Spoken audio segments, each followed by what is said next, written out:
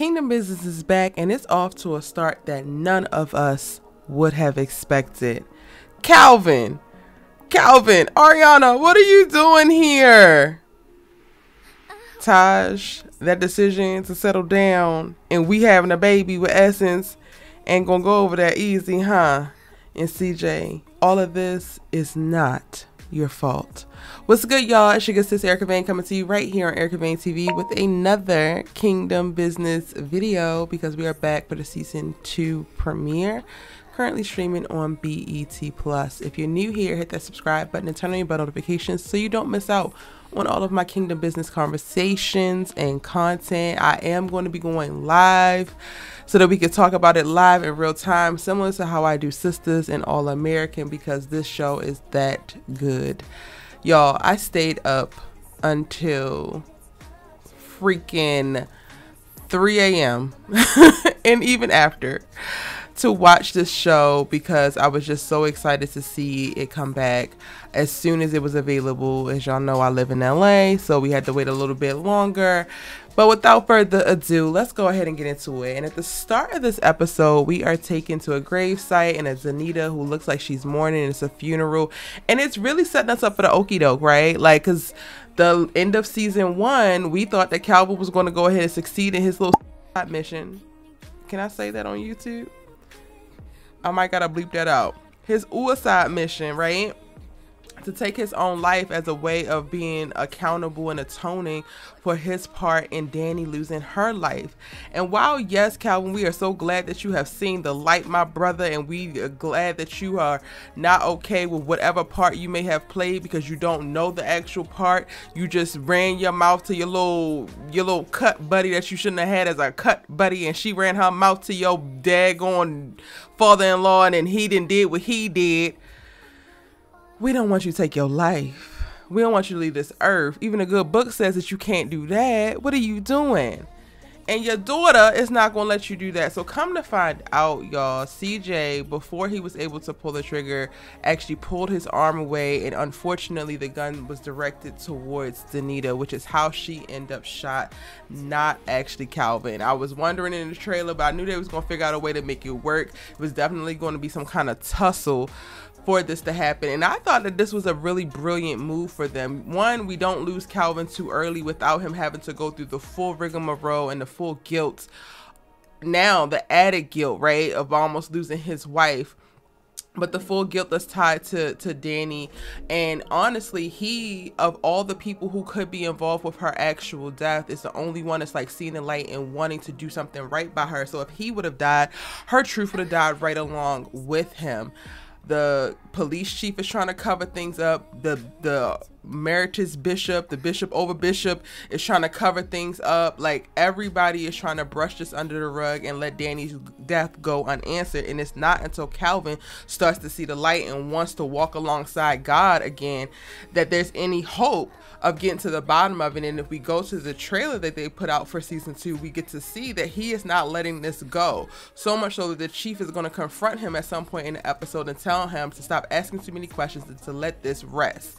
So if we want justice for Danny, then Calvin need to still be walking this earth.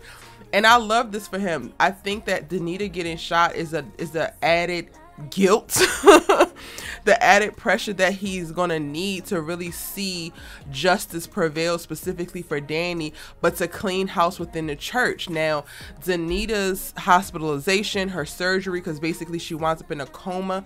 In episode 1, the bullet basically enters in through her stomach. It skims her intestines.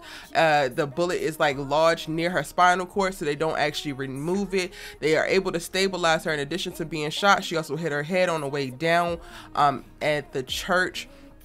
So there's a lot going on, and they're able to stabilize her, but she ends up in a coma due to it. And it's not until the very end that she actually wakes up from the coma. And spoiler alert, I mean, this whole dang on video is a spoiler alert, right?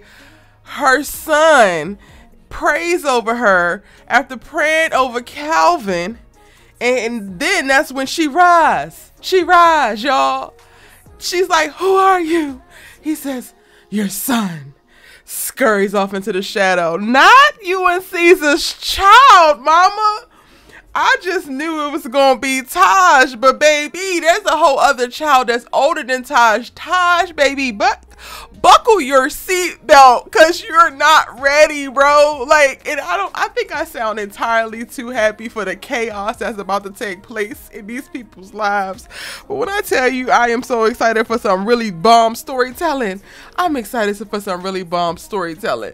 And shout out to Kofi, because you coined it right. It is nothing but chaos going down in the kingdom, but we are sitting here for it, okay? Since we're talking about Taj, right? Taj shows up at the hospital. He needs CJ to tell what happened, and this is how we actually get the play-by-play of what went on.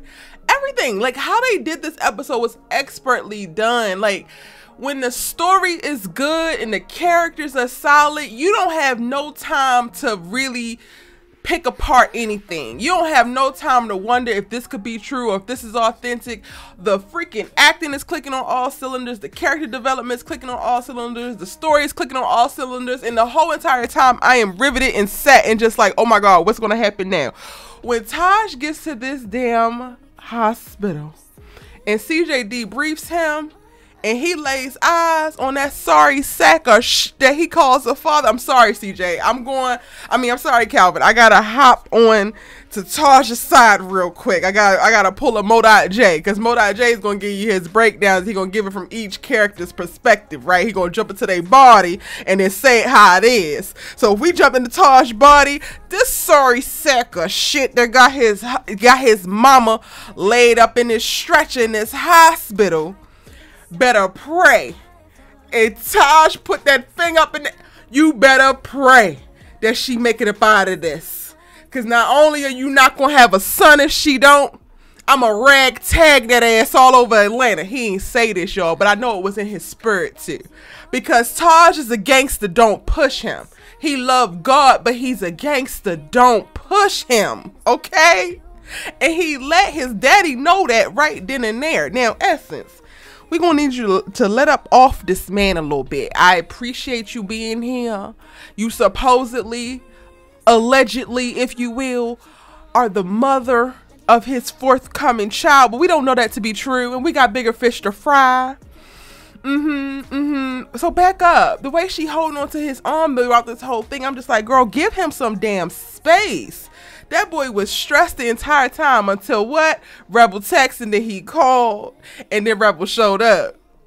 And see, Essence, this is why when he say take your ass home and get some rest, you take your ass home and get some rest, because when you double back and you mind business that's not your own, you get your face bust at the chapel in the hospital because your baby daddy, your alleged baby daddy, is harmonizing and do all up with Rebel, and the music is just so damn sweet and the energy is just so damn aligned, and you can't help but to see that these two actually need to be together, and it ain't no damn baby or no blonde pop star gonna keep them apart, honey. So what you gonna do with this information, Essence? That's what I kind of want to know, because the merit test, and I think that's what it's called, I might have got it wrong, Archbishop, whatever the hell Denita's parents are, they raggedy as hell because they planning her damn homegoing, her obituary, and the woman ain't even dead yet. But when the merit test first lady, bishop lady, told your ass that this is family business, you should have caught the hint, but you decided to double back, and then now you got your face buzzed. I don't know what to tell you. Essence, it was never it, and I don't believe that you're pregnant, so let's just start there. My praise is going up for Denita to make a full recovery and for this to not be an actual bun in the oven. And if it is a bun in the oven, it's somebody else's bun, because Taj only buttered your bread once, girl. And I know how biology works, y'all. I know it only take once, but it gives that she was fiending so hard for some sex last season, y'all. I do believe she might have got that itch scratched before Taj decided to run his rebel fantasy all up and down that girl's thighs. I mean, we call a thing. Let's keep it a buck. Okay, let's keep it a buck. It was the Cheshire Cat smile on my face watching Essence watch Rebel and Taj get they harmonize on. This show is just so good, y'all. I really enjoy it. Anyway, back to Taj. His father better count his days. He still got his sister's back because they gonna try to put him in charge of Kingdom Business or One Kingdom record label. He like, I work over with C's now. What the hell is you even talking about? Oh no, you just gonna come home. He's like, the hell I am. All it takes is for something to happen to Denita, Taj to feel a real threat, and everybody finna catch it, honestly.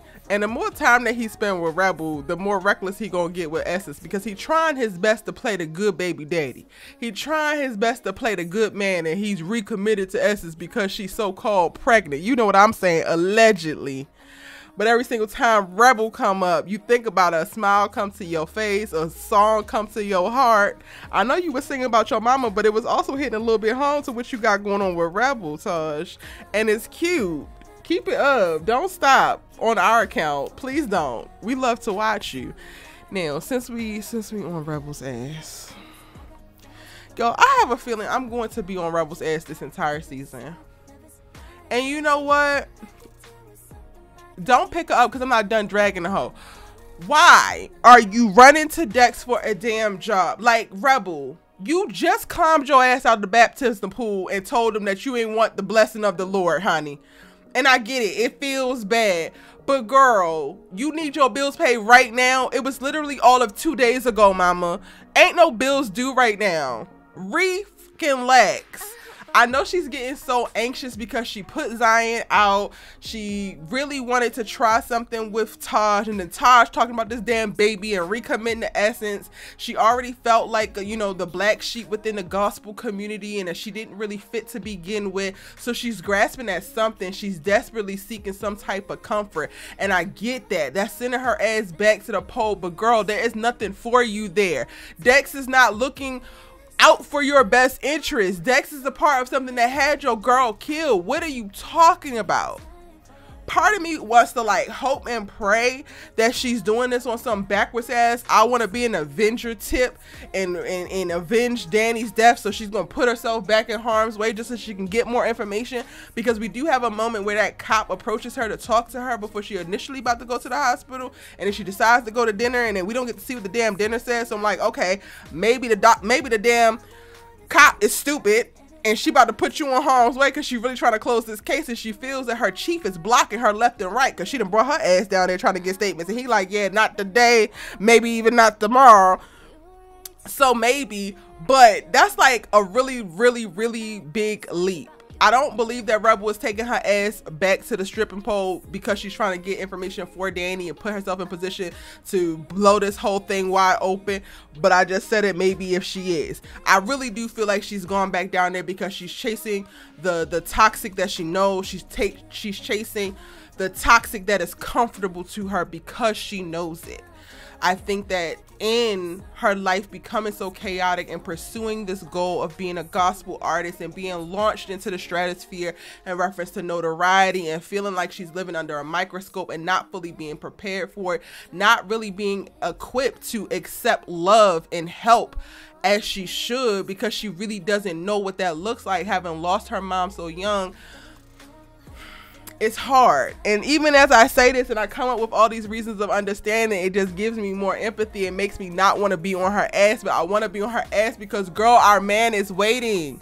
Our man's mama is in a coma, and he just wants you to hug him. Like, girl, get your ass off this pole and go hug this boy.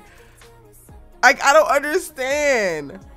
I need Rebel to like be a fucking rebel and like not trying to say get your home record energy together, but you know that Taj is your man, your man, your man. What the hell is an Essence besides a magazine? We don't know her. I'm just kind of stressed at where of where Rebel is going this season. She is spiraling. She is pushing back on freaking Caesar. She wants out of this contract. She's convinced that she don't belong in gospel. And what's so brilliant about it, y'all, is that you can really look at Rebel's journey as synonymous to a believer's journey and like not feeling accepted by God or by a church home, and like the ups and downs that you go through as you're really trying to navigate and find your way into faith and into truly believing. And I really think that that's just so beautiful, because it's being mirrored not only in her faith walk that she's trying to build and then abandoning it, trying to build and then abandoning, but it's mirrored in her career, and because she's this gospel singer, but then also mirrored in this on again, off again, will they, won't they pursuit within her romance. Like, everything about Rebel says that she deserves the world, she deserves more, and she is literally the only one who doesn't believe it around her. And it's the most frustrating but interesting thing to watch, because it's so fucking real. How many of us have all the potential in the world in one or more things, in one or more spaces, and the people around us are speaking life into that thing? The people around us are showering us with praise about that thing and attempting to push us into that thing, and we can't see it for ourselves. Lord knows I got a good homegirl that's like always on my ass, and it's just like, Erica, I don't understand why you don't get it. And I'm just like, but I'm just Erica. I'm just here. Bitch, you're not just here. You're here to do something. Anyway, this is not about me. The show is great. If you're not watching it, you should be watching it. Oh, I was about to get out of here, but before I do, Sasha, Ricky, when I catch you, Ricky, yeah, that's the energy we got for Sasha all season. Bet, ho, bet. Bet, put money down, bet. Because in what world do you walk your ass over to a coma patient, tell them to walk into the light so that you could take their husband? You trifling ass hoe. I'm gonna go ahead and leave it there. If I missed anything, drop it in the comments down below. I'm headed to go watch the second episode, y'all, because they dropped 2 of them joints. I'm like, not y'all trying to drop 2 episodes a week. I low-key don't need them to do that. Y'all can give me 1 a week and I can process. I am already damn overheating. It's 3:30 in the morning and I'm sitting up recording videos and watching episodes, but living my best life at it, okay? Give this video a like, drop a comment of what you thought about the episode in the comment section down below so that we can keep this conversation going. Also, let me know, when's the best time to go live so that we can talk about these 2 most recent episodes right here on Erica Vane TV. Subscribe if you haven't already, and I'm gonna see you in my episode 2 breakdown.